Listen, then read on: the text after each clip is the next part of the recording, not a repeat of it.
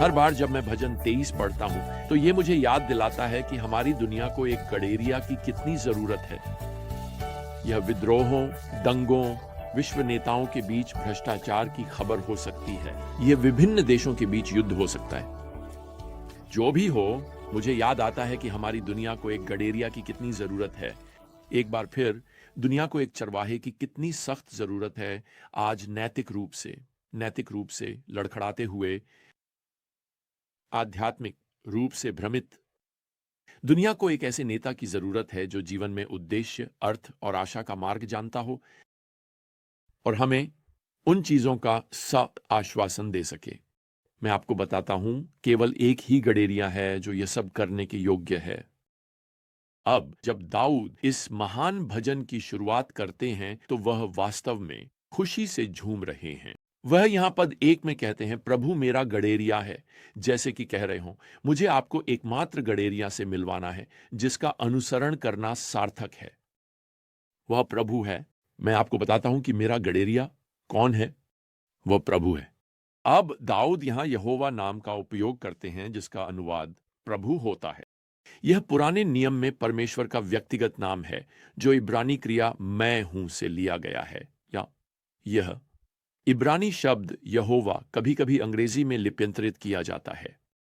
आप इसे यहोवा के रूप में पढ़ेंगे या इब्रानी में हम इसे यहोवा कहेंगे। सही तरीके से यहोवा परमेश्वर का नाम है जो व्यक्तिगत है। यह नाम परमेश्वर की आत्मनिर्भरता को भी उजागर करता है। दूसरे शब्दों में परमेश्वर को किसी चीज की आवश्यकता नहीं है। परमेश्वर को सेवा की आवश्यकता नहीं है। उन्हें वास्तव में किसी मदद की आवश्यकता नहीं है, भले ही उन्हें सेवा करना हमारा बड़ा सौभाग्य है। आप देखिए, यहोवा आत्मनिर्भर है। वह दिन आत्मसंतुष्ट है। वह आत्मनिर्भर है और इसका मतलब साधारण भाषा में यह है कि उन्हें आपसे कुछ भी नहीं चाहिए। उन्हें मुझसे कुछ भी नहीं चाहिए। तो यहां इस भजन में एक शब्दों का खेल है जिसे आसानी से नजरअंदाज किया जा सकता है। वह परमेश्वर जिसे किसी चीज की आवश्यकता नहीं है, वही है जो हमारी सभी आवश्यकताओं का ध्यान रखेगा। अब इस भजन को खोलने की कुंजी है चरवाहे के साथ व्यक्तिगत संबंध।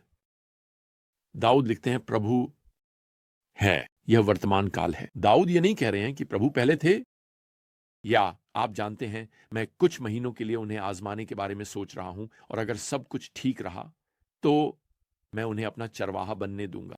नहीं, दाऊद कहते हैं अभी, इसी क्षण, वर्तमान काल में मैं प्रभु का अनुसरण कर रहा हूं अपने चरवाहे के रूप में। यहां अगला शब्द भी उतना ही महत्वपूर्ण है। जो प्रभु मेरा चरवाहा है, मेरा स्वामित्व सूचक है। प्रियजनों, मैं आपको बताना चाहता हूं, इस भजन में कुछ भी सच नहीं होगा। ये वादे केवल तभी आप पर लागू होंगे जब आप कह रहे हैं प्रभु मेरा चरवाहा है, न कि प्रभु मेरी मां का या मेरे पिता का या मेरे बच्चे का या मेरे दादा का। मैं आपको बताना चाहता हूं, आप जानते हैं प्रभु निश्चित रूप से मेरी पत्नी के चरवाहा हैं। नहीं, दाऊद लिखते हैं प्रभु मेरा चरवाहा है। अब आप देखेंगे कि इस भजन में भेड़ों के अपने चरवाहे का अनुसरण करने के जीवन को आपके और मेरे जीवन के लिए एक रूपक के रूप में उपयोग किया गया है, जैसे कि हम विश्वासी हैं। पुराने नियम में भगवान को अक्सर एक चरवाहे के रूप में चित्रित किया गया है। नए नियम में यीशु भगवान के पुत्र खुले तौर पर खुद को अच्छा चरवाहा कहते हैं। यूहन्ना अध्याय 10 और पद 11। तो दाऊद अब इस रूपक का उपयोग कर रहे हैं और वह इसे विस्तार देने जा रहे हैं। दाऊद स्वयं एक चरवाहा रहे हैं। दाऊद जानते हैं कि लोग भेड़ों की तरह बहुत होते हैं, और आप इसे नहीं जानते होंगे, हो सकता है कि आप जानते होंगे, लेकिन यह जरूरी नहीं कि एक बहुत अच्छी प्रशंसा हो। भेड़ें अन्य जानवरों की तरह खुद को साफ नहीं करती, वे गंदे रहने में ही संतुष्ट रहती हैं। भेड़ें उपयुक्त भोजन या पानी खोजने में बहुत अच्छी नहीं होती, वे पूरी तरह से अपने चरवाहे पर निर्भर होती हैं। भेड़ें भटकने की प्रवृत्ति रखती हैं, और अगर वे ऐसा करती हैं तो वे वापस अपना रास्ता नहीं खोज पाती। उनके पास कोई आंतरिक दिशा सूचक नहीं होता, उन्हें ढूंढना पड़ता है, उन्हें चरवाहे द्वारा बचाया जाना पड़ता है। देखिए, यही विचार है यहां जब दाऊद उन लोगों के लिए आशीर्वादों की सूची शुरू करता है जो सही चरवाहे का अनुसरण कर रहे हैं, जो कह सकते हैं कि प्रभु मेरा है, चरवाहा।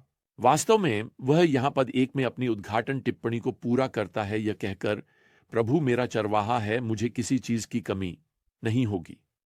इसका क्या मतलब है? बहुत सी चीजें हैं जो मैं चाहता हूं। खैर, मुझे लगता है कि एक छोटे लड़के ने इस पद को एक रविवार स्कूल के शिक्षक को उद्धृत करते हुए इसे सही तरीके से समझा जब उसने शब्दों को थोड़ा सा घुमा दिया। उसने अंत में कहा, प्रभु मेरा चरवाहा है और यही सब मैं चाहता हूं। खैर, मुझे लगता है कि यह काफी अच्छी धर्मशास्त्र है।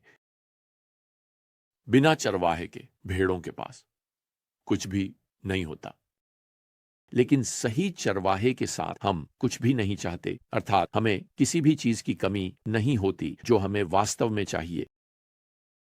अब इसके साथ यहां पद 2 में दाऊद लिखते हैं, वह मुझे हरी चरागाहों में लेटाता है। इसका क्या मतलब है? वह मुझे लिटाता है, यह मुझे तब की याद दिलाता है जब हमारे जुड़वां लड़के छोटे थे। रात में उन्हें उनके पालने में रखना काफी चुनौतीपूर्ण था। वास्तव में हमें सुबह अलार्म की कभी जरूरत नहीं पड़ी, क्योंकि आप जानते हैं वे जल्दी उठ जाते थे। हमें उन्हें लेटाने में काफी परेशानी होती थी। खैर, दाऊद यहां ये नहीं कह रहे हैं कि भगवान हमें हरी चरागाहों में लेटने के लिए मजबूर कर रहे हैं, भले ही हम, आप जानते हैं, उठकर दौड़ना चाहें या एक और गिलास पानी की जरूरत हो। उनका मतलब है कि भगवान हमारे लिए लेटना संभव बनाते हैं। अब मैंने 2 अनुभवी चरवाहों के लेखन से सीखा है कि भेड़ें तब तक लेटने से इनकार करती हैं जब तक कि कई चीजें पूरी नहीं हो जाती। पहले, भेड़ें तब तक नहीं लेटेंगी जब तक वे भूखी हैं। वे अपने पैरों पर खड़ी रहती हैं, वे चारा ढूंढ रही हैं, वे भोजन की तलाश कर रही हैं। वास्तव में यही कारण है कि दाऊद यहां यह बात करते हैं कि वह कहां लेटे हुए हैं। हरी अर्थात उपजाऊ, संतोषजनक चरागाहों में। दाऊद कह रहे हैं, मैं लेट सकता हूं क्योंकि मेरी आत्मा, मेरे दिल की भूख संतुष्ट है। दूसरे, भेड़ें तब तक नहीं लेटेंगी जब तक वे डरी हुई हैं। वे बहुत चंचल होती हैं। अगर वे दूर से भेड़िए की आवाज सुनती हैं या किसी कुत्ते के भौंकने की आवाज, यहां तक कि कार के दरवाजे के बंद होने की आवाज भी, तो वे खड़ी रहेंगी। वे तैयार रहती हैं केवल वही करने के लिए जो वे कर सकती हैं बचने के लिए, और वह है दौड़ना। मैंने पढ़ा है कि जैसे ही भेड़ें अपने चरवाहे को देखती हैं, वे शांत हो जाती हैं बुर्दईकी, और यहां तक कि लेट भी जाती हैं। शायद यही कारण है कि आज हमें प्रोत्साहित किया जाता है कि हम अपनी नजरें यीशु पर रखें, जो हमारे विश्वास के लेखक, संस्थापक और पूर्णकर्ता हैं। इब्रानियों 12 पद 2। खैर, तीसरे, भेड़ें तब तक नहीं लेटेंगी जब तक वे प्यासे हैं। और दाऊद यहां पद 2 के अंत में जोड़ते हैं, वह मुझे शांत जल के पास ले जाता है। देखिए, भेड़ें बहते पानी से नहीं पीती, वे तेज बहते पानी से नहीं पीती। वे खतरे को जानते हैं। अगर वे गिर जाते हैं या पानी में धकेल दिए जाते हैं तो उनकी भारी ऊन की कोटियां भीग सकती हैं, जेट्स, और सच कहें तो उन्हें नीचे खींच सकती हैं, डुबो सकती हैं। इसलिए अगर एक चरवाहा उन्हें शांत और साफ पानी तक नहीं ले जाता तो वे प्रदूषित पानी, कीचड़ भरे छोटे गड्ढों से पानी पीने लगेंगे और संभवतः बीमार हो सकते हैं। तो ये 3 चीजें एक अच्छे चरवाहे द्वारा संभाली जाती हैं। उन्हें डर नहीं लगता, उन्हें भूख नहीं लगती, उन्हें प्यास नहीं लगती। अब यहां पद 3 में दाऊद लिखते हैं, वह मेरी आत्मा को पुनः स्थापित करता है। अब फिर से इस वाक्यांश को चरवाहे की शब्दावली के संदर्भ में समझने की आवश्यकता है। दाऊद इस तथ्य का उल्लेख कर रहे हैं कि कभी-कभी वह एक कास्ट भेड़ बन जाते हैं। यह उन भेड़ों के लिए एक शब्द है जो अपनी पीठ पर पलट जाती हैं और अपनी भारी ऊन के कारण वे अपने पैरों पर वापस नहीं पलट सकती। वास्तव में मैंने सीखा है कि भेड़ें बहुत हद तक कीड़ों की तरह होती हैं। कुछ कीड़े अगर वे अपनी पीठ पर होते हैं तो वे वापस नहीं पलट सकते। उन्हें पुनः स्थापित करने की आवश्यकता होती है। उन्हें वापस पलटकर उनके पैरों पर खड़ा करना पड़ता है, और यह जल्दी होना चाहिए। और कास्ट भेड़ें जंगली जानवरों के लिए आसान शिकार होती हैं, और अगर दिन गर्म हो तो वे कुछ ही घंटों में मर सकती हैं। केवल एक ही समाधान है, और वह है एक सतर्क, देखभाल करने वाला चरवाहा जो ड्यूटी पर हो। देखिए, दाऊद यहां अपनी गवाही दे रहा है। वह कह रहा है, मुझे पता है कि कास्ट भेड़ बनने का क्या मतलब है, अपनी पीठ पर सपाट, आध्यात्मिक रूप से। मुझे पता है कि मेरे चरवाहे द्वारा बचाए जाने की आवश्यकता क्या होती है, जो मुझे फिर से मेरे पैरों पर खड़ा करे। मुझे बाहर के खतरों का पता है, मुझे अपनी आत्मा के शिकारी पता है, मुझे एक अच्छा भेड़ चाहिए।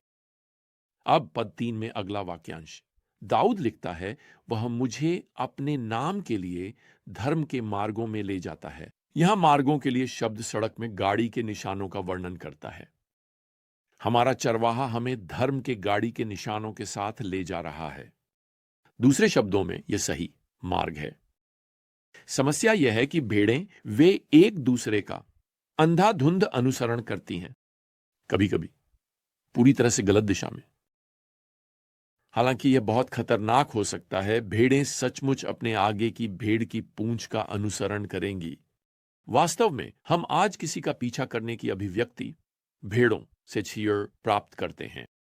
हम अक्सर लोगों का बहुत करीब से अनुसरण करते हैं भी, लेकिन दाऊद कहता है कि आप हमेशा उस मार्ग की पहचान कर सकते हैं जिस पर प्रभु आपको ले जा रहा है, क्योंकि यह उन गाड़ी के निशानों से चिह्नित होगा जिन पर आप चल रहे होंगे। धर्म की जो सही है, ईमानदारी, सत्य, पवित्रता, संतोष, ईमानदारी और सूची आगे बढ़ सकती है। आप जानते हैं कि दाऊद यहां क्या कर रहा है? जैसे ही वह इस भजन की शुरुआत कर रहा है, वह अपने अद्भुत चरवाहे की प्रशंसा कर रहा है। इसी के बारे में सोचें। मेरा मतलब है, क्या यह आपके जीवन का मिशन नहीं है एक ईसाई के रूप में? क्या हमें भी वही काम नहीं करना चाहिए? हम अपनी दुनिया के साथ क्या कर रहे हैं? हम अपनी भटकती, भ्रमित, भूखी, प्यासे व जरूरतमंद दुनिया को एक ऐसे चरवाहे के बारे में बता रहे हैं जो वास्तव में अनुसरण करने लायक है। आप वास्तव में अपनी दुनिया से कह रहे हैं, अरे मैं चाहता हूं कि आप जानें कि यहां जहां मैं हूं, घास वास्तव में हरी है। आप यहां क्यों नहीं आते और प्रभु का अनुसरण करने में मेरे साथ शामिल होते? वह अच्छा चरवाहा है। वास्तव में वह सबसे अच्छा चरवाहा है कभी भी। खैर, हमें यहीं रुकना होगा। हमारी अगली ज्ञान यात्रा तक प्रिय प्रभु यीशु मसीह की कृपा और परमेश्वर का प्रेम और पवित्र आत्मा की संगति आप सभी के साथ हो। आमीन।